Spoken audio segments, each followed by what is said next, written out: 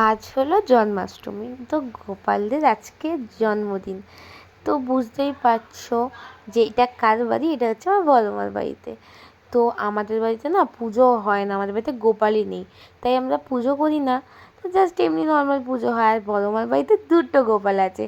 তো বড় মার বাড়িতে প্রত্যেক বছর এরকম ভোগ, মানে অনেক আইটেম করে তো ভোগ প্রসাদ দেয়, আর জন্মাষ্টমী করে ভালো করে গোপালের পুজো।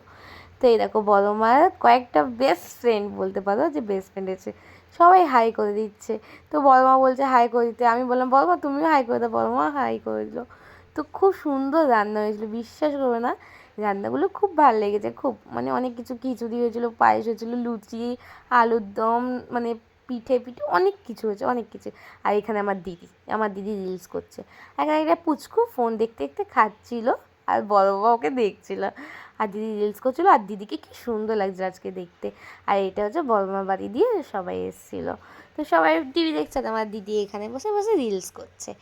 তো এটা হচ্ছে আমাদের পোলাও, আলুর দম, চাটনি, মিষ্টি, আর এখানে প্রসাদ দিয়েছিলো। প্রসাদটা আমি খেয়ে মানে আর্ধেকের বেশি খাওয়া হয়ে গেছিলো। তো এই কয়টা ছিল, আর আমি একদমই খেতে পারছিলাম না ফল প্রসাদ খাওয়া। আমার মাও চলে এসেছিলো রাতের বেলা। তো আমাদের রাতের বেলা ডিনার, মানে ডিনার বলতে হলে এটাই ডিনার করেছিলাম। আর ইনভাইট করেছিল বড় মা আমাদেরকে, নিমন্ত্রণ করেছিল যে এখানে খেয়ে নেবে মানে প্রসাদ। তো তাই জন্য আর এখানে সবাইকে বড় মা খাবার দিচ্ছিলো।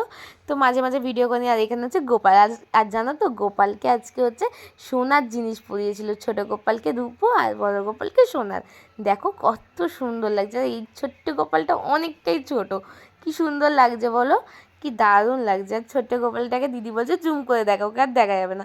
আর এই যে বড় গোপাল আমাদের, এখানে ছিল রাধাকৃষ্ণ, আর এখানে ঘুমানোর জায়গা গোপালে।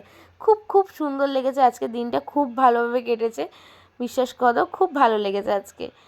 তো এই ভিডিওটা এই পর্যন্ত রাখলাম, আশা করি সবার ভালো লাগলো। টাটা।